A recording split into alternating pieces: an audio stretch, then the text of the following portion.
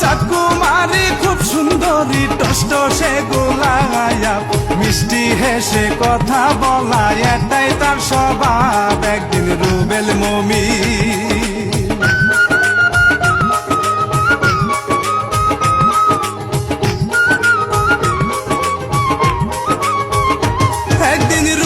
মমিন পুকুর পারে আম কাটিয়া খায়, এমন সময় সীমা একটার স্কুলেতে যায়। মমিন দেখতে